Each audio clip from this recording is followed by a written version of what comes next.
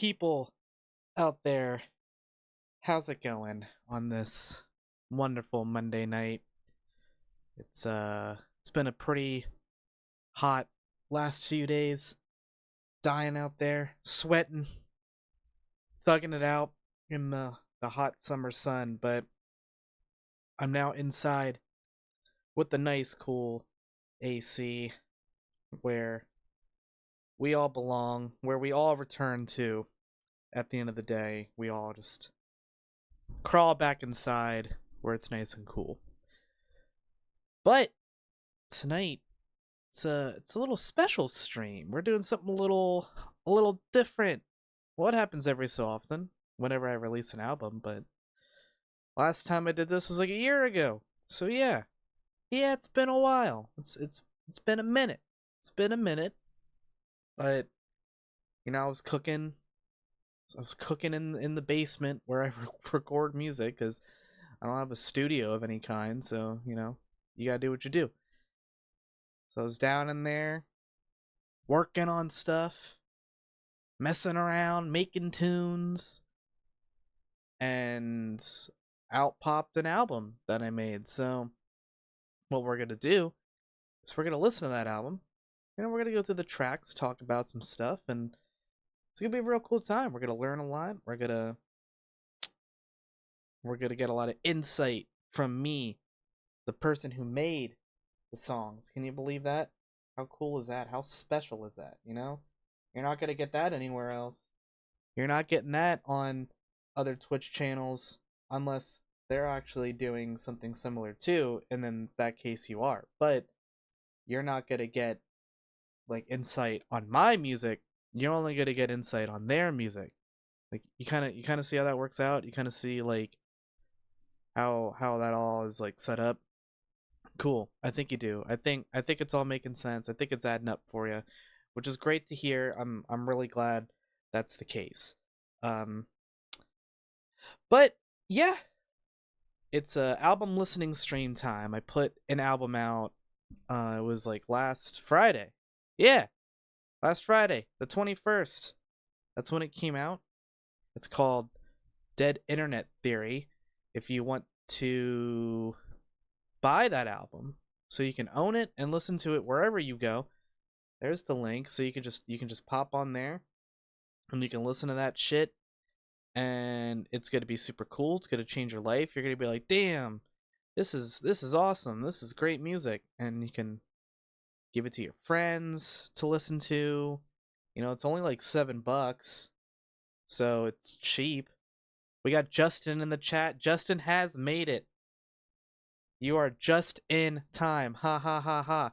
Nah, you're perfect timing. I haven't really even gotten into it yet. So I'm just kind of blabbing on as I sit here and get stuff ready. But yeah, if you want to check out the album, the link's in the chat. I think if you do what is it? I think it's socials. Yeah, like my Bandcamp pops up there too, so you can buy older music that I released. You can even get new music when it comes out. You can follow that and then get new music. So that's really cool. That's awesome stuff. Thanks for sharing. So that brings us to tonight's presentation, the album listening stream of Dead Internet Theory. So let's dive in, shall we? Let's sit down. We'll really hash it out. So this is my ninth album. I had some EPs, but this is the ninth one. It's not quite at 10 yet. I'm putting out a lot of music. Isn't it crazy? I started making music and like I think the first thing I ever put out was like I think it's not even on Bandcamp anymore. As I got better, I was like, this shit sucks a lot, so I'm gonna delete it. So I got rid of that, and now I put on new stuff. What year did the first album come out? My very first album. So it was a little weird. What I did was I kept adding tracks to it, like Kanye West or something, but it was 2018. It was the year of 2018. I think the first stuff was added in like November, and then I just as I made some other tracks, that was kind of the idea. I would add things onto that. I don't really like going back and listening to that one. It's called Meditations On. It's very like there's no real concrete idea or like anything going on there. It was very much like me figuring out what I'm doing and making music on my own for this first time because I was in a band. I was in a band, and then that ended just because it's so hard to be in a band in the DC area. Everyone's so busy. And I was like, well, let me do some solo stuff, like the typical ambient bedroom project, making experimental nonsense. But um, it is kind of crazy when you go back and see how the music has changed, and we kind of will get to that. Because that will be pretty important later on as we get to the latter half of this album. But yeah, this was recorded between April and June of this year. Though a lot of the ideas had been floating around in my head for a lot longer, as they usually do. If a melody or something pops in my head, I'll hum it out in like a voice memo or something. I'm like, yeah, I'll come back to that one later. I'll jot it down. So yeah, I knew that going into this, I wanted to build on the more beat oriented nature of my last album, ideas I have, and then combine that with my more quote unquote traditional ambient style. Because like ideas I have sort of got away from that, which is fine. I wasn't trying to like, oh, I gotta go back to my roots. I kind of wanted to combine the two. And like the album before that had some beats, and that's just the natural progression. I always think there's going to be some sort of beat situation going on within my music because it just had so much more, and it's a lot of fun to not only like build your own beats and sequences, but like pull different samples and stuff. But no, at the same time of that, I didn't want this to just be like fully ambient or fully beat focused. Like I really wanted to have this balance, and I wanted it to be lo-fi in the original sense of the term. Like it's imperfect. There's this big DIY ethos. Like I said, I'm recording this in my basement, right into a fucking Focusrite audio interface. Nothing too fancy, nothing too crazy. I feel like the term ambient has sort of become something different over the years. Or sorry, not ambient, lo-fi. Like that's kind of become something different over the years. And to me, it's always been like, almost crappy sound quality and stuff. But the only thing that was programmed on this were the beats. Like they're either from a Volca sample drum machine, or I program them in Ableton, or they're actually samples from a sample pack that I bought. Also, welcome in, Cheeselord. It's good to see you. Everything else you hear is just instruments that I either mic'd or like the synth. I just go directly into the interface. Well, I run through all the pedals and then go directly into the interface. So that's how all that is set up. Maybe eventually I'll do another big pedal board deep dive. Who knows? I don't know. We'll see. Because the pedal board has changed a little, but yeah, as I started thinking about the next album, I didn't really have a solid concept nailed down. Like ideas I had was a more free spirited album. It celebrated not having that core theme that ties everything back together. Because that was the whole thing. I was like, well, I just want to make some tunes. I have all these ideas. I'm just gonna make some tunes, but for me, albums, I love when they have this core theme to them. Not every album has to be a concept album per se, but there should be at least something that ties all of this stuff together that you're trying to convey. Like not every album is a concept album, but also every album like kind of should be a concept album in a way. Not everything has to be Dark Side of the Moon, but just like an overarching idea that kind of ties everything together. Crunchy Pickles, welcome in. It's good to see you. So within the last year, it just kind of felt to me like we're constantly bombarded by fake bullshit that just continues to insult the meaning of art and like what it means to be human, right?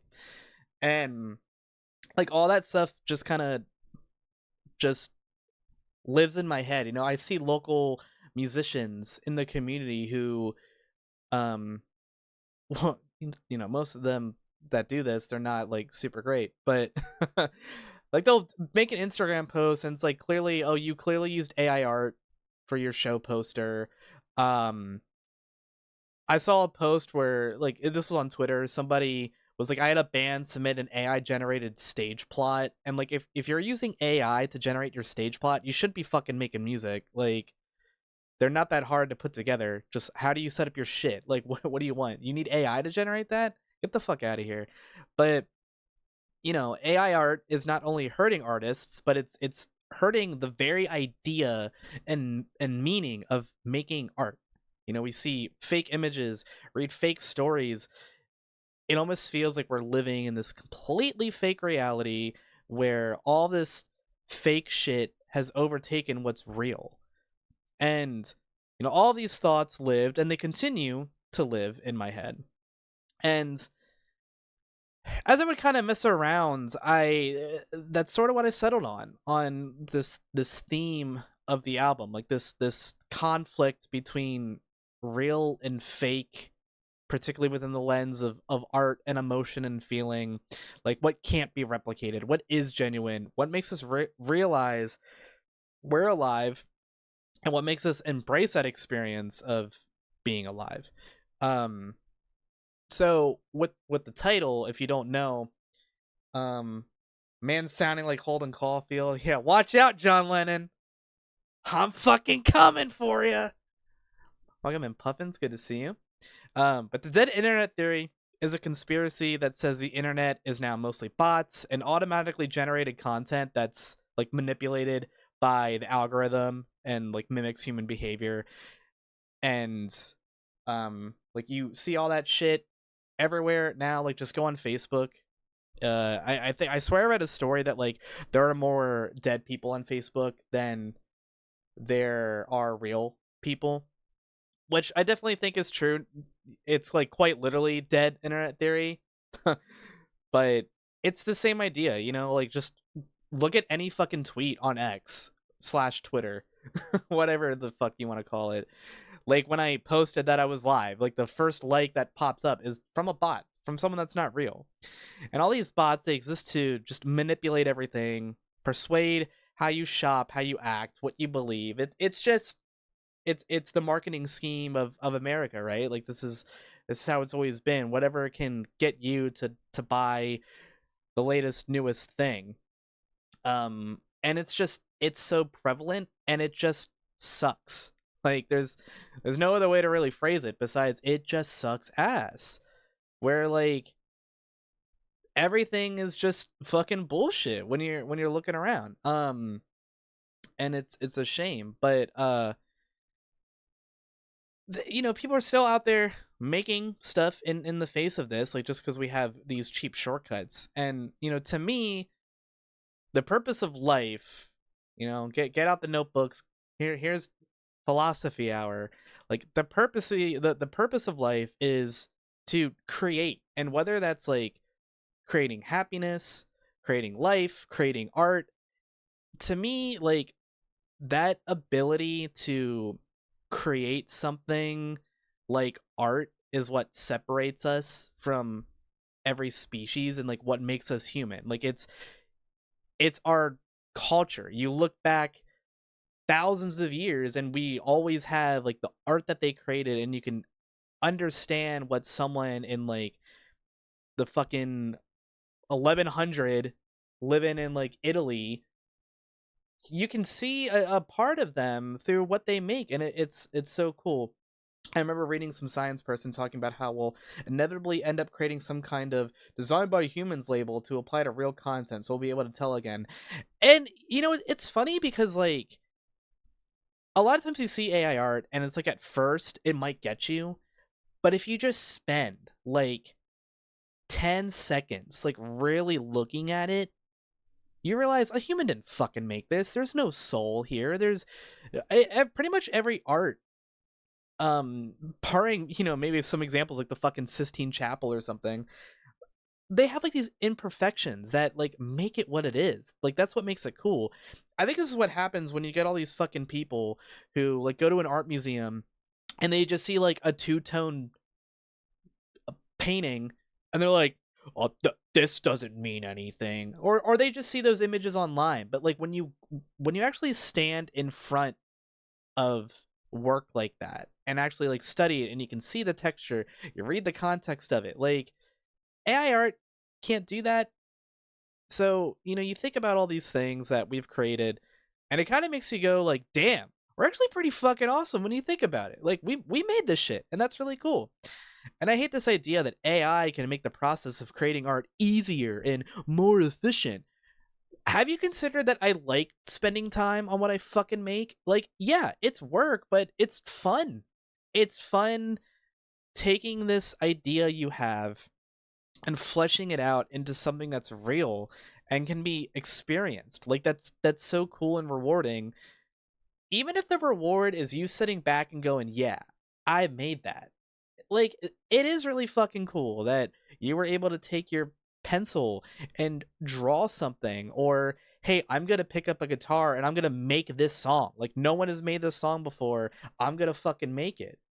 Um yeah, and there's something to be said on finishing hard work. I just like what's the whole the saying of like, the things that are worth doing require work, and they do, but it's again, it's fun work. It's why people like, I'm thugging it out on Elden Ring again. I'm going up and I'm gonna beat that boss again. Like it's work, but you get that rush of when you beat a boss. It's the same concept. And I just think to find this easy way out is just, it's a fucking insult to like what art is, and everyone that's ever made art and everyone that will ever continue to make art. Sometimes the simple act of making art for the sake of creating art is enough. Make some fucking macaroni art if you want to. Like it's awesome. It's like the memory you build doing it, but unfortunately tech bros and corporations and companies, they don't see this. They just kind of see everything can be bottom lined and turn into a shitty cheap imitation that lacks any kind of soul. And to me, like that's what art truly is. It's the soul of the artist, and thus like the soul of humanity. um like that's what makes art art. And that's why I hate those comments of like, oh, this is just a, I could have made that. Well, then fucking why didn't you? If it was that easy, like, why didn't you pick up a pen and start making splotches? You can go to Michael's. They're open from like, probably like 9 a.m. to 9 p.m., maybe 10 a.m. to 9. That's probably their hours. That sounds right to me. You can walk in there, you can buy some colors. You can mix colors and make new colors. So, to me, it doesn't matter if your art or your song or whatever it is like good. Like what matters is you put yourself into it, you put your ideas and your beliefs into what you made, and you created something that will forever represent you, or at the very least, a version of you that once existed. Because, like people change. But then that's another cool aspect of art is you could, I was just talking about, I had this, my older music, I'm like, I've kind of changed since then. I've become a better musician, but that is emblematic of the person I was at the time. And to see all of this erased and ignored is like not only depressing, but it's absolutely infuriating. So that kind of just is some insight into this overarching idea, theme, and concept. God, what I wouldn't give to have executive function again, to get into guitar and bass more. Thank goodness I have a psych eval appointment finally. Hope, even if you pick up the bass and or guitar and you're playing fucking Smoke on the Water, at least you're playing some stuff, you're having a good time. That's what matters. But I say all this, and that brings us to the album opener, what everybody was waiting for. So the first track is called The Big Hurt. And this title itself is actually a nod to Frank Thomas. He was a designated hitter and first baseman who's most well known for playing for the White Sox in the 90s and early 2000s. A lot of people consider him like one of the greatest hitters of all time. And I was reading this book about all these baseball players, and one of the chapters was about him. And like hearing his nickname again, it was like this eureka moment. Like the Big Hurt. I was like, that's a great fucking song title, you know?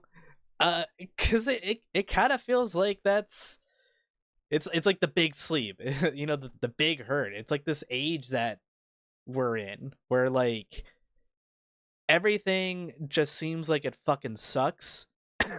You know? And I had actually already recorded this track.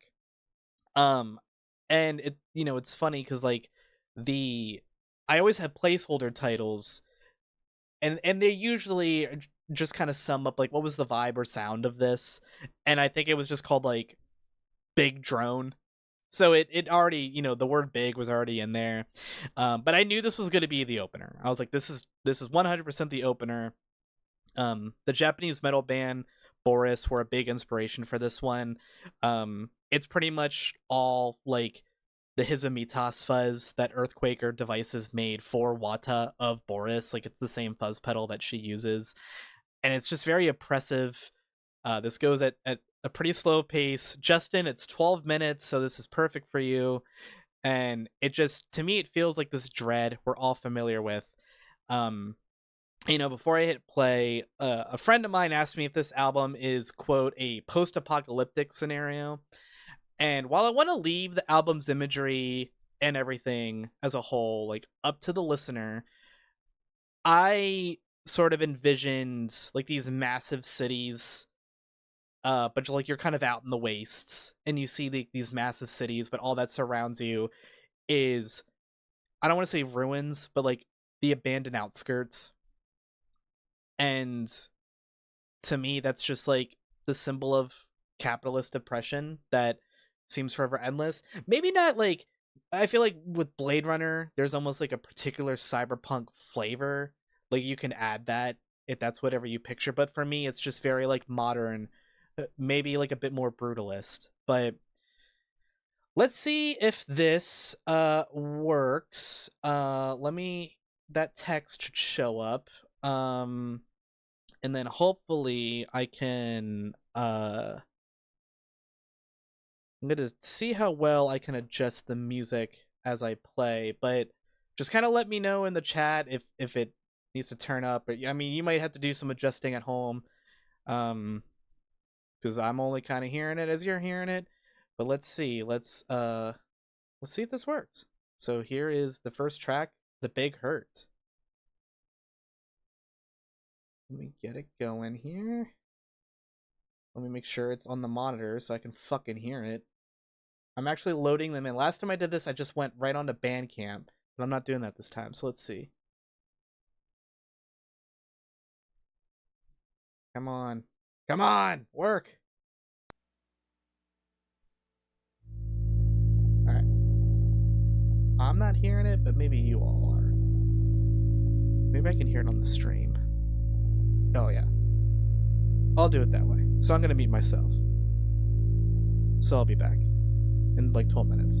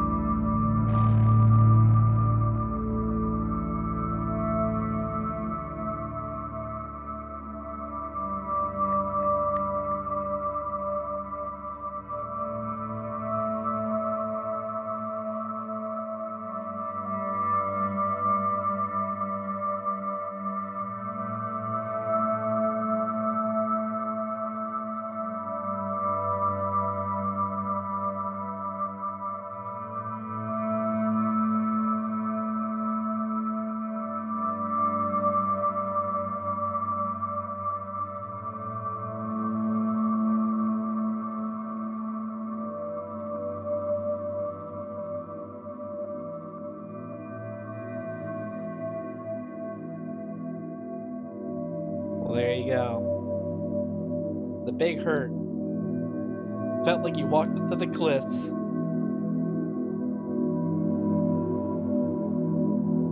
Felt the disturbance. Yeah, that one was a lot of fun to make. It's just nice to get like loud and fuzzy. So now you have this drone that will carry us into the next track, but I'll talk about it first. These first three tracks all segue into each other. Let's see how OBS reacts to this. It should just stop.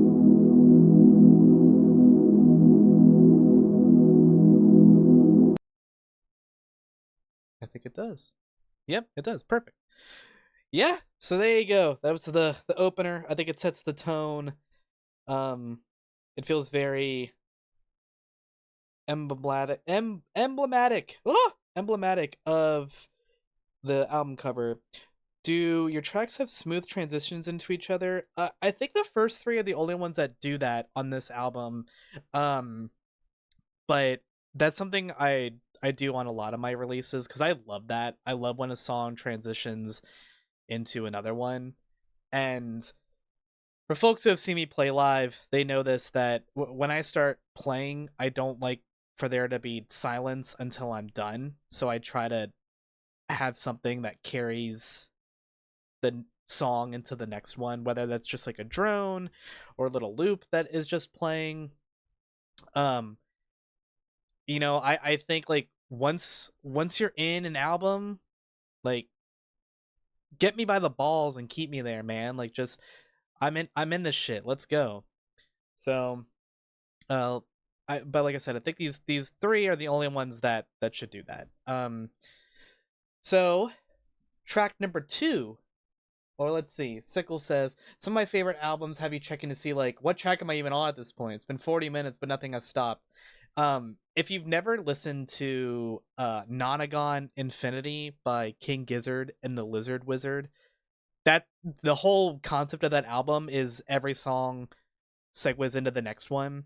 And I think the vinyl of it, the last like ring, it'll just keep spinning. It's really awesome. You're like, I don't even know what track I'm on anymore. But yeah. That's a great album. Better than this one, honestly. All right. So, track number 2. This one is called, see if this pops up, Artificial Blues. So, here's a fun fact on how I got this title. Yeah, King Gizzard fucking rip. That's a great entry point. But I was going to meet up with some folks. I don't know why I said folks. We know who the folks are. I was going to meet up with Puffin and Will at Galaxy Hut, a great dive bar that we like. And I was getting off the metro, and for some reason, you know, like my eyesight isn't super great, so like signs far away be a little hard to fully make out what they say. And for some reason, I read some sign as Artificial Blues, and I was like, again, I was like, that's a good fucking song title. So I think I like noted it down in my phone. But you know, the order of these first 3 tracks, they're kind of interesting because The Big Hurt was recorded first. Track 3 was recorded first. The Big Hurt, that was recorded later on. Artificial Blues, out of these first 3 tracks, this one was actually recorded last out of this trio. And as I said, the drone that opens this track is the same one that you hear at the end of The Big Hurt, and that's also going to carry into track number 3. I did not tape down the keys when I did this one. I think I just held the chord for a really long ass time, and then I think after I did that, I was like, there should be a smarter way to do this. I'm gonna tape the keys, which is something that I've seen a friend of mine named Dill do as part of his project, The Fatherless and the Widow, and I was like, wow, that's a fucking genius idea, man. Some big brains. But yeah, I just stood there and held that shit down. That's pretty much the process. And you know, after the feeling of The Big Hurt, I felt like I kind of need to to bring something sort of back down to earth. This song does have this feeling of uneasiness, but by the end it becomes something different. Maybe it's like determination, but determination from what? Who knows? This features two different bass lines, which is pretty cool. And it was a lot of fun. I'm trying to get a bit better at bass. I don't really have the fingers for bass. I'm definitely a guitarist, but it was a lot of fun to play bass on this, especially when it gets fuzzy at the end. The guitar part was pretty fun too, because it's a bit more patient, shows a little bit more restraint. And then you'll hear these weird glitchy sounds. Those are from a setting on one of my delay pedals. I don't even remember what it's called, but what I would do is like I'd play some notes, and then I would have to like crouch down real quick and then like manipulate the knobs and then get back up and play something and then go back down. So I was like doing some fucking squats while I was recording this. And then the drums that come in, that's actually a sample that is pulled from this pack that I bought from a drummer named Jake Reed, which is really funny because I have a friend named Jake Reed who sent me drum samples. He sent me those first, and I just made a folder called Jake Samples. And then I bought this drum pack, and I'm like, well, I can't call this Jake Samples because there's already Jake Samples. But there are two different Jake Reeds. They spell their names differently. Isn't that fucking wild, though? Like, what are the odds? But that's pretty much the story with this one. Let me go ahead and cue it up, and we will give it a listen.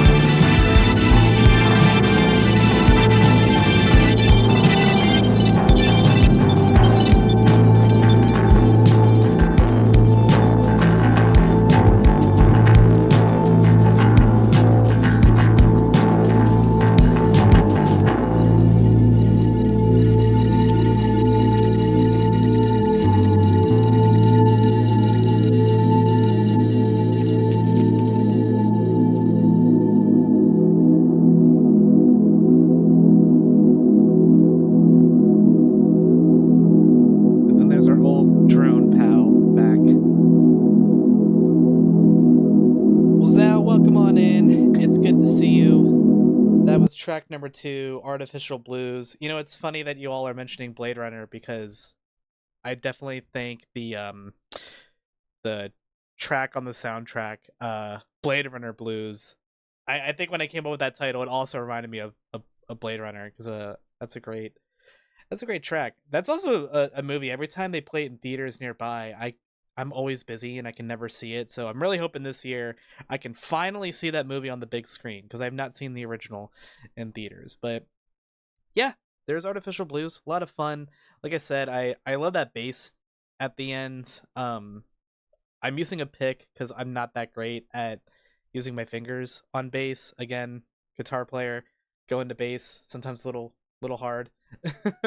um, but yeah, let me see. Let me just change something on OBS just to make my life easier.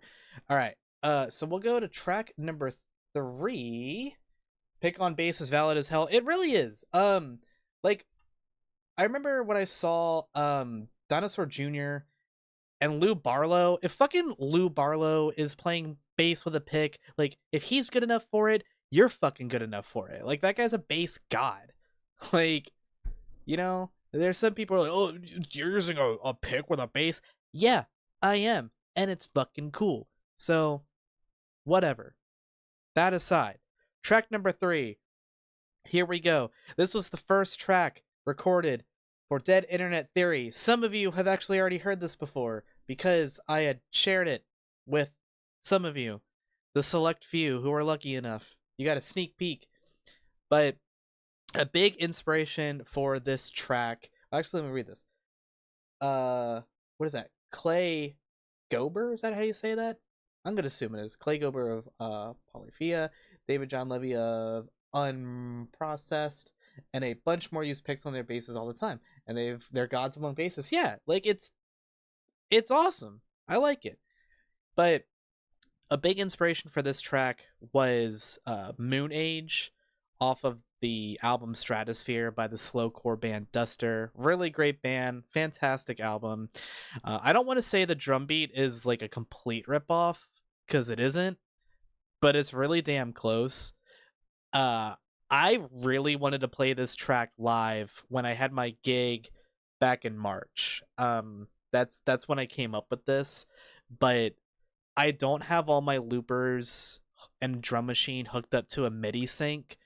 So it sounds fine at first, but as time goes on, the loops get out of sync with each other and it sounds like fucking shit. So unfortunately I couldn't play it, but I was like, I need to get this down. Like I need to record this. Like this is going on now for sure. I'm really proud of this one. It's got a very chill vibe. I think it's the synth sound that really makes it for me, and probably is the point where this desire to combine the ambient and sort of like lo-fi instrumental beat oriented stuff together. I think this is sort of where that was really starting for this album. Title is Sensu, taken from the Sensu beans from Dragon Ball for no real reason in particular. I just thought it fucking sounded cool, and it does. But let me get this one going. We'll have the track pop up there.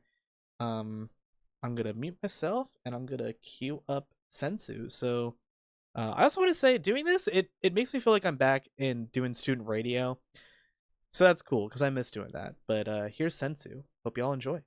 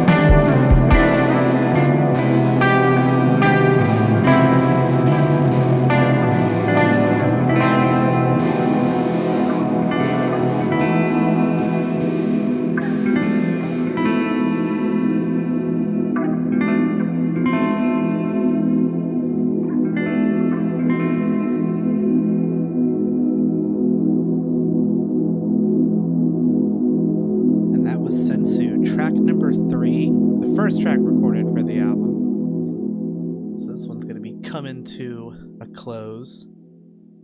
Definitely one of my favorites. Yeah, a shorter one. I think it's like maybe about 5 minutes. I still can't seem to make an album that's like under an hour. I think ideas I have was maybe like 45 ish. But those were a lot of quick hits. This not as much. Um, there's more ideas and shit that I gotta do on this one. But yeah, I really like the climax that happens in that one. A lot of fun. So we're gonna move on to track number 4. This one is called The Wired.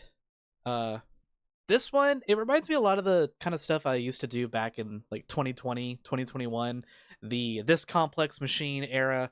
That was like I would say that was my first like true blue album. Everything else I had done up to that was like I was sort of figuring myself out.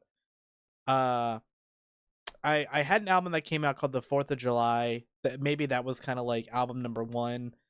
Um but in actuality, that This Complex Machine was the third album, but that's where it's like, okay, I kind of know what I'm doing now. I've sort of figured it out. I actually had an interface and stuff at the time. I'm pretty sure I had an interface, so I was recording a bit more properly. I think I was maybe miking the amp as well. But this is really just a drone, some subtle delayed guitar, and a lot of high end feedback stuff. And it actually used to be a few minutes longer, but I was like, let me shorten this down. I felt like the high end was maybe like a little too much before it got going. It was kind of tricky to mix for that reason. Like, this is when I say lo-fi, this is kind of like the shit I'm talking about. And usually when I'm messing with feedback, I'm whipping out the Jag, because with the Jaguar, I can mess with that tremolo arm and get all sorts of weird, crazy sounds, which you'll hear later on. But this was recorded on the Telecaster. Most of the album was recorded on the Telecaster. That's kind of become my main guitar. Um, and this is really just like some simple tapping. I think any of the strumming and picking is my fingers. I don't really think I used to pick on this. But the title for this came from the anime Serial Experiments Lane, where The Wired is this virtual world that's kind of like the internet, but like a bit deeper. Because users can like literally like share their thoughts like right from their heads. um we kind of do that, but it's just like everybody, it was like a like, what if you took the internet and combined it with VR chat? But like, that is the internet. Like, when you go onto the internet, you're going like into it. And that whole idea and concept seemed pretty appropriate to the entire theme of this album. So let me get that one going, and we'll give it a listen. So this is track number 4, The Wired.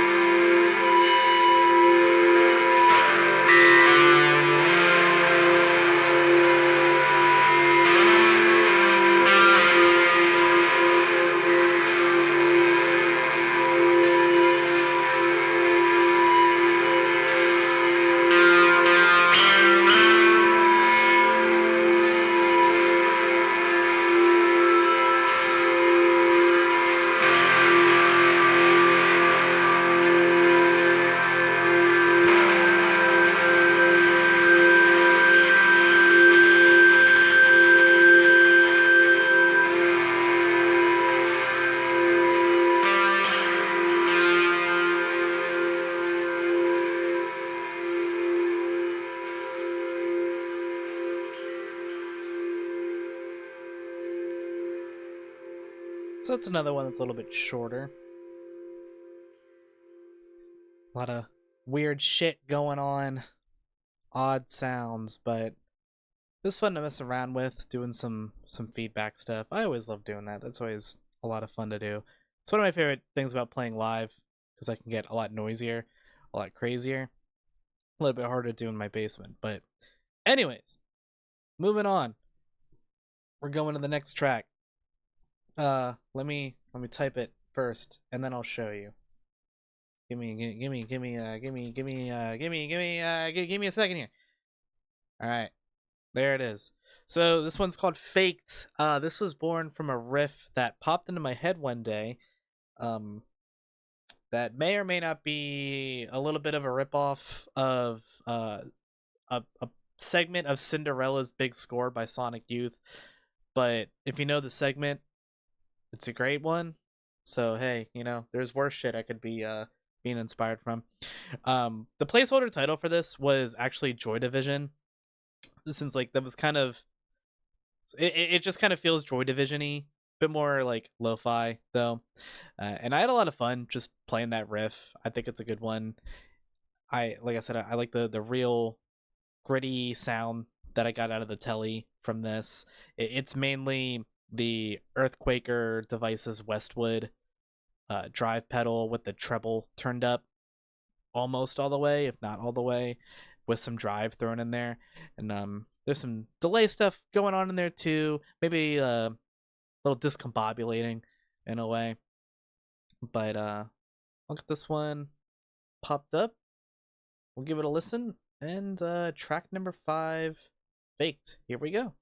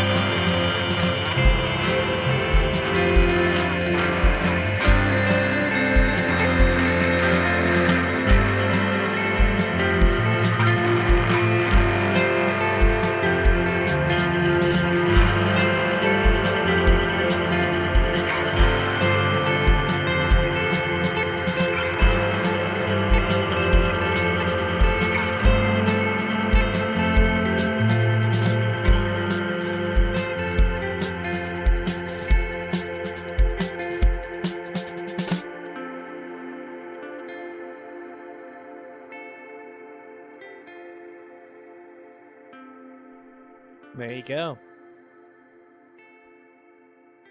I think I ended up speeding up that drum sample because the way that sample pack works is the guy um did like drum loops at certain BPMs, but they're designed to like be sped up nicely. Um and the one that I used, it was a little too slow, so I was like, I gotta crank this one up a bit. But let's see what we got. What we got next? What's our next one? Oh yeah, it's another F title. This one is called Felter, and this one, I think, this would have felt at home on the last album, Ideas I Have. I think this was the second track I ended up recording. So it was before the theme of the album had really taken shape. I wasn't really sure what it was gonna be. Sometimes you got to get an idea out of your head. So whenever I like throw out these little EPs, it's usually because, hey, I had these tracks and like they didn't fit on the album. I didn't really know what to do with them, but I want to put them out because I spent time on them and I want check it out. I want people to listen to them. So this is just some power chord grooves, some nice tremolo. Kind of feels like this like a lazy day, sense of innocence maybe, and maybe that's representative of our creative spirit. That carefree feeling of creating shit and finding joy in the stuff that you make. And then by the end, it's almost like these two forces of real and fake are more in communication with each other rather than conflict. And towards the end, the drums get a little different, and it reminds me a lot of High and Dry by Radiohead. So it was just something that I I liked about it. But let me get this one going, and we'll check it out. So here we go. Here's track number 6, Felter.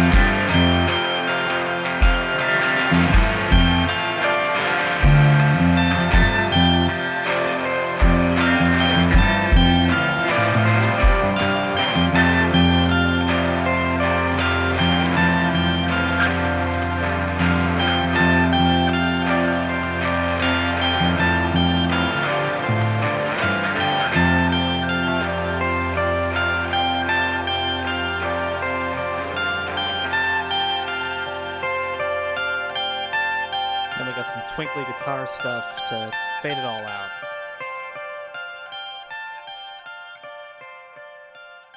Which originally I was going to try and have a transition into another track, but that never came to fruition. So I just gonna end up cutting it off and fading it out quickly. But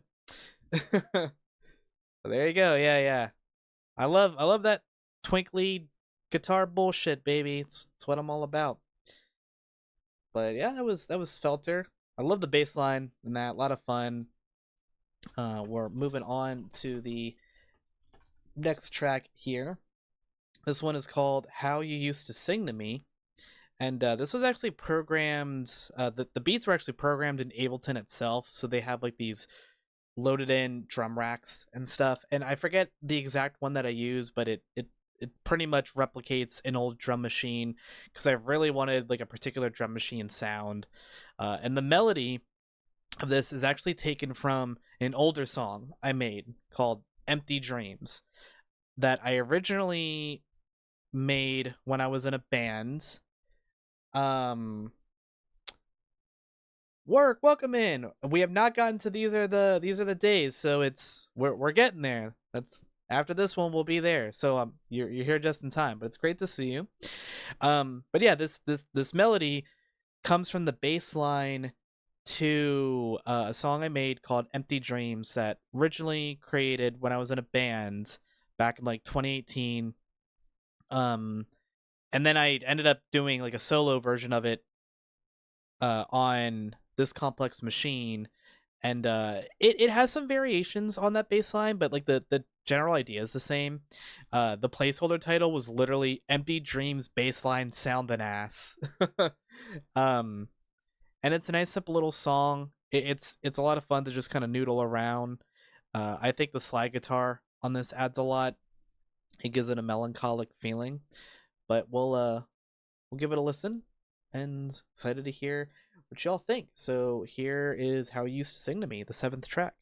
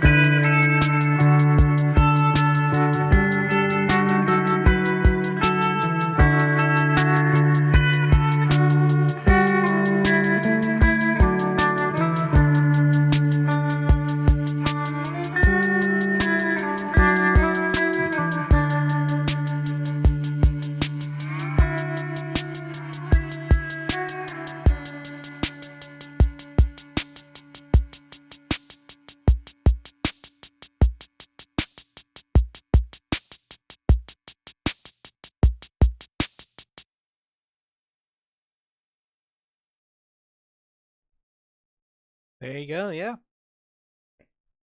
that one's a lot of fun. Like I said, I wanted like a particular drum sound on it, so just pulling it from that. I forget what it is. It's maybe like the. I'd have to look it up, but um, there's some Yola Tango songs that use a drum machine like that, and I've always liked the way it sounds, especially when you kind of pair it with a particular kind of guitar sound and chill vibe. But we're on to Work's favorite track. These are the days, and chat's cutting off, which is fine, I suppose. Maybe we'll move this above chat. Boom. Now you can read it. So we're entering the run of the final three tracks, and these three, there's some of my absolute favorites on the album, and up there with some of my favorite songs that I've made in general. I'm really proud of this one. I actually got really emotional when I listened to this one back as I was mixing and editing, and it's kind of hard to pinpoint exactly why, but I think it's because a lot of my songs, like a lot of these ideas, they come from feelings of nostalgia. I feel like nostalgia is as rewarding as it can be trapping. Um, but it gives me this very big nostalgic feeling, a longing for a time when things were so much more simple than they are now. You didn't worry about all the stuff that you worry about now, but yet there's still this, there's this presence of all the reasons we continually find the strength to go on, regardless of how bleak and shitty things seem. You look around and you find all these reasons why life is awesome, and like the experience of being alive with the people around us is just a one of a kind experience. It's a beautiful experience, and I kind of feel like with this track, I'm sort of firing on all cylinders with how all the different instruments come together. I don't really like to like talk about myself that way and like kind of boasting, but I don't know. I'm fucking proud of it. I think it sounds good. Um, so let's get into it. Let's get this one queued up. Where is it? Where is it? If you popped off, you popped off. That's true. So here we go. Listen to me pop off. These are the days.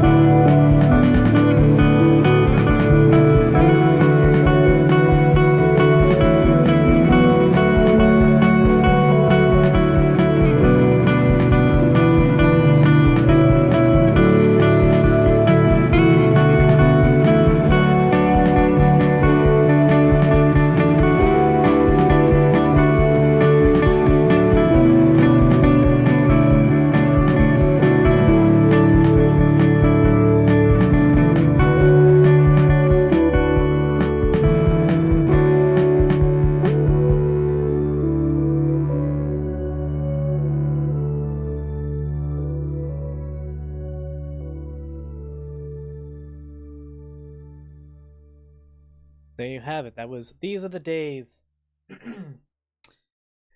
Like I said, well, like Work said, Work's got good taste.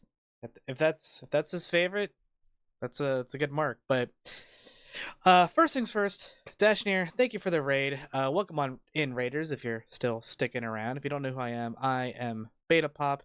I'm a variety streamer. Sometimes I play games, but today I am actually doing a little listening stream on my latest album called Dead Internet Theory.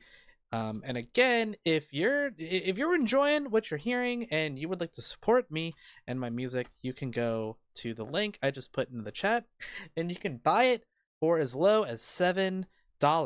That's less money than a meal at McDonald's, you know? And this is probably healthier for you too. So you can go on there. I got latest album, I got old albums, there'll be new albums, you know. Shit's coming eventually. Maybe not this year, but we'll see. I don't know. I usually do like a little Christmas single around the holidays. I've actually been thinking what I'll do this year. I have no idea. But yeah, that was These Are the Days. Really love that track. Really, really beautiful song. Again, as much as I don't really like talking about my music in that way, you know, like Sickle said, if you popped off, you popped off. So let me see if this title will fit. I don't know. I think it's gonna get cut off. Yeah. So I'm just gonna put the shortened version. This next one, the full title is "Everyone You Forgot Also Forgot You." This is a re-recorded version of one of my earliest tracks, and I knew I wanted to get a new version of this down after I played it live back in March. You know, I was saying earlier I couldn't record, well, I couldn't play Sensu live, and I had to fill something in. And whenever I play live, I like to get noisy, at least at one point, because I can't really do that in my basement. Like I kind of can, but live I can go all out. I can go nuts. So I went nuts. You know, some of the folks here saw me go nuts doing it, and I've always loved this track. It was originally made almost as like a challenge from one of my friends who was like, "You should make a track that's like 15 minutes," and I was like, "Okay." And it's super simple. I just put a capo on, and it's two different chords, and then arpeggios on those chords. But for as simple as it is, I feel like there's a lot of emotion and a lot of it's just a pretty powerful track, and I think it's an example of, you know, you don't have to go crazy making music. You can make amazing sounds just from one or two chords. And within the last year, I thought a lot about the process of forgetting, and like the very idea of forgetting. I think I was all spurred on after I watched Hayao Miyazaki's The Boy and the Heron. That left a really big impression on me because that's kind of the main theme of that movie. And we tend to think of forgetting as such a negative thing, but it's very natural. It's okay to forget, even if it's something you don't want to forget, because it's like a part of you, you know, whether you fully realize it or not. Um, but you know, like as you forget things that happen to you, those experiences become internalized into who you are, and you sort of make up all of those experiences. So you might lose that memory, but it still kind of like resides within you, if that makes sense. I don't know if it does, but a lot of times I wonder how many people I'm a forgotten memory for, or what sort of feelings memories of me bring back to them. You know, we think about other folks that way. Well, clearly there's other people who think of us that way. So it's just an interesting thought. Um, and I think the theme fits with this, the whole album in general, as the line between like what's fake and what's real kind of erodes away. A lot of these memories we might have can sort of get turned into something that they entirely weren't. But let's go ahead and listen to Everyone You Forgot, Also Forgot You, one of my favorites on this album. So it's a long one, so Justin will be happy. So here we go. Enjoy.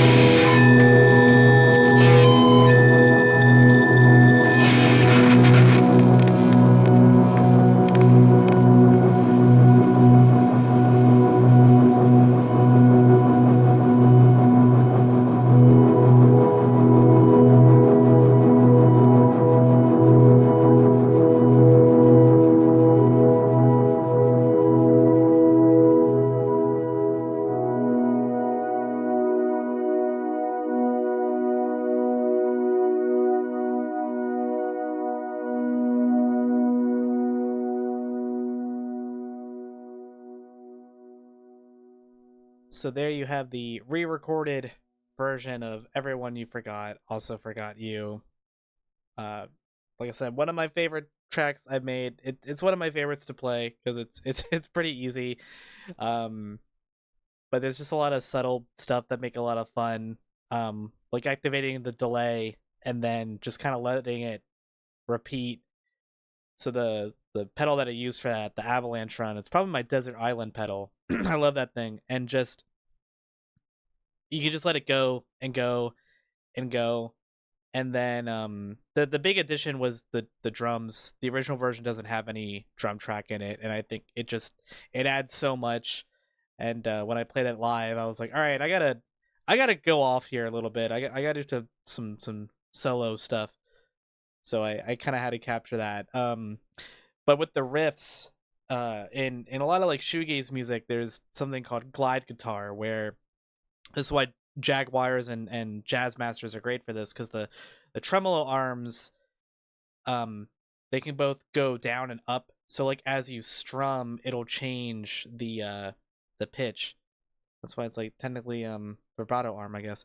But that's what I'll do as I strum. I just kind of push down, so that's how you get the sound. My Bloody Valentine made that really cool. That's why like every shoegaze band wants to sound like them, so they bust that shit out, and I want to sound like them too. So that's why I bust that shit out. But love going ham, doing the crazy solos, going nuts. Yeah, and then the outro, just adding the synth in there, I think was a really great move on my part. Just it just sounds nice and kind of peaceful after all that crazy noise. And just all the feedback stuff, I would literally just kind of had my guitar holding it by the strap and just sort of moving it around near the amp, and just whatever weird sounds it would get, that's what I worked with. And what's fun about that is like I can't recapture what that sounds like. That's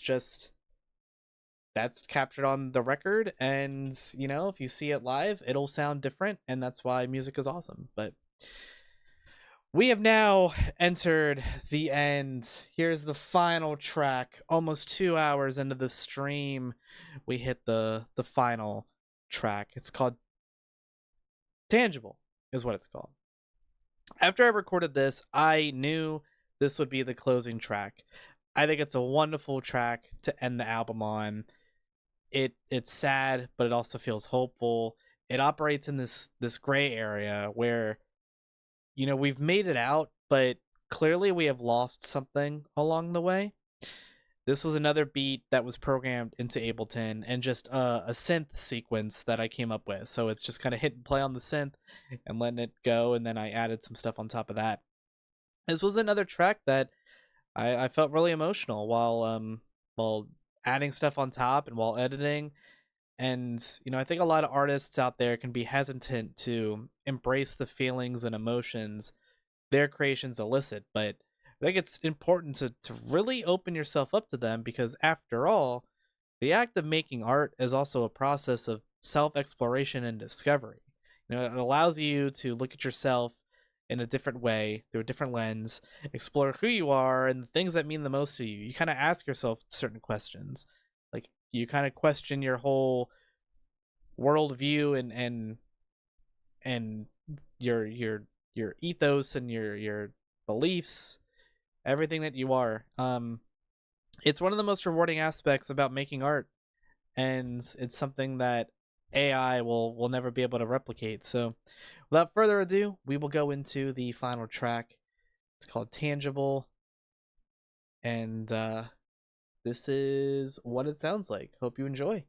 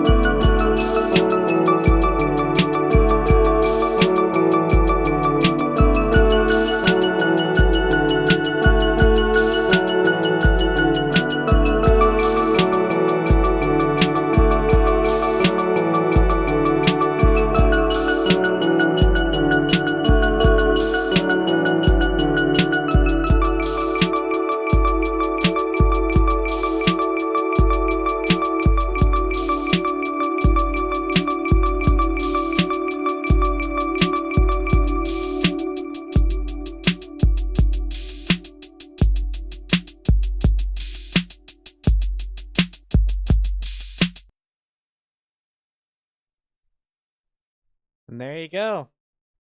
That's the end of the album.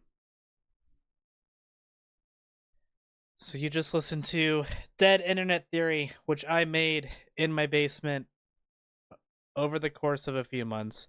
That last track was called Tangible. Yeah, I don't think I have much else to add about it. It's just it's one of my favorite tracks on the album. It's really simple, but it's up there with some of my favorite material that I made. Um, I think I really like the programmed drums on that. They sound a lot of fun. Um, yeah, that's there you go. We listened to the whole thing. Came out last Friday. It's available on Bandcamp. If you don't want to scroll up in the chat, I'll drop the link again. You can pick it up now for as low as $7. Uh, and it'll be on streaming eventually. I always like to put them on Bandcamp first, just because like I see more money that way. you know, just plain and simple. Um, yeah. Uh, what else? What else do I have to say for myself? I don't know. Um, thanks for sticking around. Thanks for listening. Thanks for the support and just listening to my music. I'll have new stuff coming eventually. Every time I finish an album, I take a little bit of a break and then I go back to the drawing board and think of some stuff. Um, but yeah, it means a lot that you all spent this time, and I like doing these. I thought about maybe potentially like going back and doing these streams for like my old albums, like retrospectives. I don't know how interested people would be in those. They're not as fresh as like, hey, I just made this thing, but it would be kind of fun to go back and talk about some of those. See how much I can remember about like what did I do when I made it, and like what was the thought process. Um, maybe not meditations on that very first one is kind of abstract and out there, maybe a little too much even for my own liking. um but yeah, that's about all I got. um I'm trying to see if we can raid into anybody. I see that Carrot is playing some Power Wash Simulator. Maybe we can raid into Carrot. I know Carrot enjoys music, seems appropriate. But everyone, thanks again for spending your Monday night with me. This is a lot of fun. I always love talking about music, and reminds me, I gotta record the next podcast episode tomorrow. Yeah, I'm so glad, Justin. I'm so glad that you can make it. I gotta make sure I like save the VOD of this. I definitely want to go back and kind of listen to some of this stuff. Don't know the next time I'll be live. I'm pretty fucking busy. But yeah, it's a crazy. It's been crazy lately. Let's see. Oh, OBS changed its whole like raid setup. This is weird. Uh, yeah, this is odd. Huh? It's the first time I'm seeing this. All right, well, we're gonna raid into. Oh, I actually kind of like this though. When you click on it, it shows it shows some stats like when you last raided into them, when they last raided into you. It shows what they're playing. That's handy. So that way you don't raid into someone when they're ending. I actually like that. That's kind of fucking surprising that they made like a good change. That's cool. Let's see how the raid works though. All right, so it's going to be kind of the same setup. Sweet. Um I don't have a raid message. Just go in there, say whatever you want. Tell them to go buy my music. But everyone, take it easy. Have a good rest of your night. Thanks for spending it with me, and I will see you next time. So let's go spread the love.